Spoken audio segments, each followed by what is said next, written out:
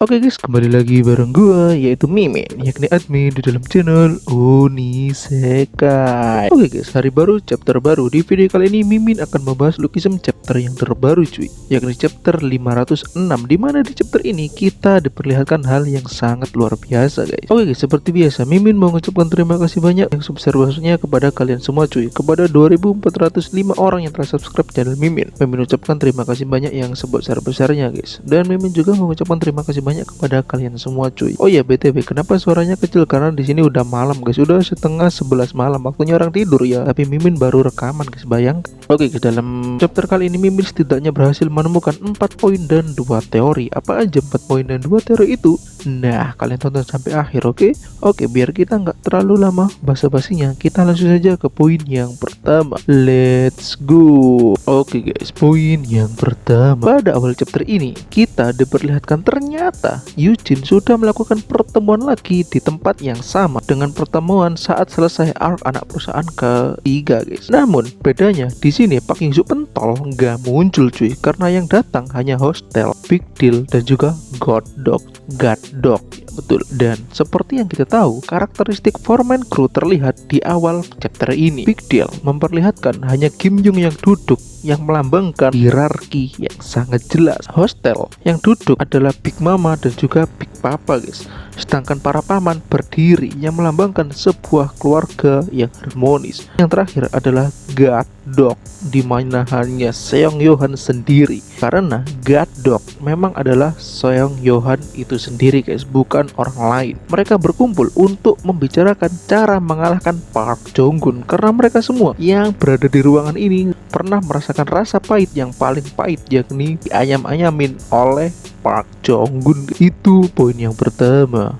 Oke, next poin yang kedua. Di chapter ini juga kita diperlihatkan peperangan antara Gen 2 melawan sang monark cuy. Anjay, monark gak tuh? Lawan Park Jong-gun guys. Di sini kita benar-benar ditunjukkan apa yang namanya perbedaan kekuatan dan perbedaan bakat. Gimana enggak? Hanya dengan satu gerakan aja Jong-gun bisa memukul 3 orang sekaligus guys. Bayangkan 3 orang sekaligus, akan membuat mereka semua terpental cuy. Ini 3 orang ini bukan orang sembarangan loh. 3 orang ini adalah foreman crew itu sendiri guys. Pada chapter ini juga akhirnya diperlihatkan Jong-gun jenius sebagai apa? Ternyata Park Jong-gun adalah sosok orang yang jenius yang bertumbuh. Dengan kata lain, semakin banyak Jong-gun bertarung dan melawan orang, semakin kuat dirinya juga. Tentunya sampai sekarang dia pasti telah melalui banyak sekali pertarungan dan banyak sekali melawan orang-orang kuat. Bahkan dikonfirmasi dari Choi Dong-soo itu sendiri bahwa kekuatan Jong-gun tidak dapat diukur dengan apapun guys. Boom, enggak tuh, kekuatan Jong-gun nggak bisa diukur dengan apapun guys. Jadi menurut kalian lebih kuat Park Jong-gun atau Lee Ji-hoon? Komen di bawah ya. Nah, di chapter ini kita dikonfirmasi bahwa Park Jong-gun bisa menghajar semua orang yang ada di sana tanpa kecuali. Namun di sini ada satu sosok yang berhasil memojokkan Jong-gun guys, yakni Kwon Ji-tae. Tapi itu hanyalah hayalan Ji-tae guys, karena semua serangan Kwon Ji-tae bisa dihindari oleh Park Jong-gun. Bahkan dengan bantuan Shikishii dari orang ini, itu masih belum cukup untuk membuat Jong-gun berlutut. Poin yang kedua. Oke, next poin yang ketiga. Oke guys, kalian kira Ji-tae dan orang ini bisa mengalahkan Jong-gun? Mimpi cuy, karena semua serangan mereka tidak ngefek ke Park Jong-gun. Dia masih segar bugar, bahkan gak ada lecet sedikit pun di badannya. Bahkan guys, serangan gabungan antara Jang Yun dan juga Kim Young bisa dipatahkan dengan mudah oleh Park Jong-gun. Bahkan dia bisa melakukan counter dan memukul mereka berdua guys. Dan di pertengahan chapter ini ada satu panel yang membuat Mimin agak lucu ya. Ya bener guys, panel ini kalian lihat aja, orang ini dia berteriak dan mau jadi Super Saiyan, tapi Jong-gun tidak membiarkan hal itu terjadi. Lagian aneh aja loh, udah tahu bertarung melawan Park Jong-gun malah mau berubah jadi Super Saiyan. Woi, lo itu bukan Goku cuy. Nggak hanya itu guys, serangan Yohan dan Mr. Cap juga bisa dikonter oleh Jong-gun guys. Sungguh monster yang luar biasa. Sampai akhirnya Ryuhei ikut turun tangan dan mengikat Jong-gun menggunakan rantai besi guys. Dan akhirnya Park Jong-gun tertangkap. Itu poin yang ketiga. Oke, next poin yang keempat sekaligus poin yang terakhir. Oke guys, kalian kira Jong-gun bakalan tertangkap gitu aja? Ya enggak lah, karena di akhir panel ini, akhir chapter ini, Jong-gun mengetahui kalau mereka semua nggak berfokus untuk menangkap atau membunuhnya. Mereka hanya ingin mengulur waktu agar kertas merah bisa sampai ke tempat pertemuan tersebut guys. Dan bener kan teori Mimin di video-video kemarin guys, yang bilang kalau mereka semua nggak akan cukup untuk mengalahkan Jong-gun, dan mereka lebih memilih untuk mengulur waktu. Hal ini tentunya membuat Park Jong-gun sangat marah dan juga murka. Dia mengira semua orang yang di sana akan menghabisinya dan ingin membunuhnya. Namun semua itu hanyalah keinginan Jong-gun pribadi. Namun di akhir panel ini, Jong-gun memberikan peringatan yang sangat serius, mana dia bilang, akan kubunuh kalian semua satu persatu, dengan raut wajah yang menyeramkan guys. Oke guys, itu tadi 4 poin yang dapat Mimin temukan. Sekarang kita akan beralih ke teorinya coy. Let's go.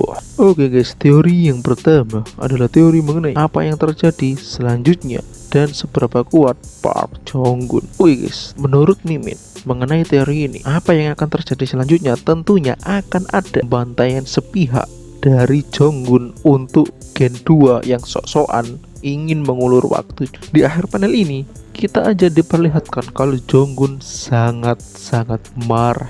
Jong-gun belum pernah mengeluarkan ekspresi seperti ini sampai detik ini guys. Jong-gun akan benar-benar serius untuk membunuh mereka semua. Dan untuk teori mengenai seberapa kuat Park Jong-gun, jika memang Jong-gun jenius dalam bertumbuh, maka dia akan menjadi sangat kuat. Bahkan saat ini dia telah menjadi orang yang sangat kuat guys. Karena apa? Dia telah mengalami banyak sekali pertarungan. Jika dia memang tangan kanan dari Choi Dong-soo, kan nggak menutup kemungkinan Jong-gun sering sparring dengan elit. Bayangkan aja, jenius yang selalu bertumbuh pernah sparring dengan elitunya, kemampuannya nggak akan main-main. Itu teori Mimin yang pertama. Menurut kalian gimana guys? Komen di bawah ya. Oke, next teori yang kedua adalah teori mengenai keluarga dan ayah Park Young-soo. Oke guys, sebenarnya ini nggak ada hubungannya dengan chapter kali ini. Namun Mimin kemarin bahas sama teman Mimin guys, dan ternyata lumayan menarik mengenai keluarga dan juga ayah Park Young-soo.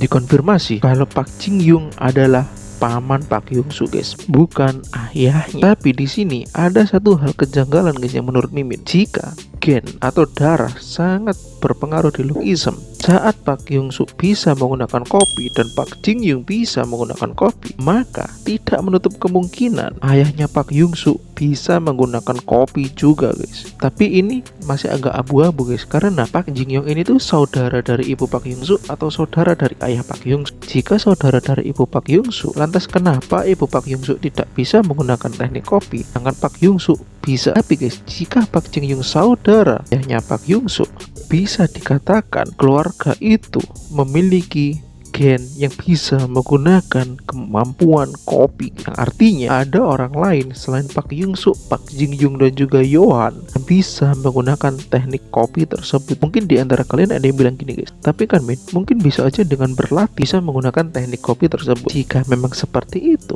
bukankah petarung jenius yang bernama Lee Do-kyu itu juga bisa menggunakan kopi guys? Dia aja marah loh kalau dia yang disebut jenius tidak bisa menggunakan teknik tersebut. Jauh ini kita kan nggak diperlihatkan Junggo, Jonggun dan juga Jihon yang kemampuan kopi guys. Padahal mereka semua pasti sudah berlatih dan menjadi sangat kuat. Yang artinya apa? Kopi adalah bakat atau enggak warisan yang diturunkan melalui darah.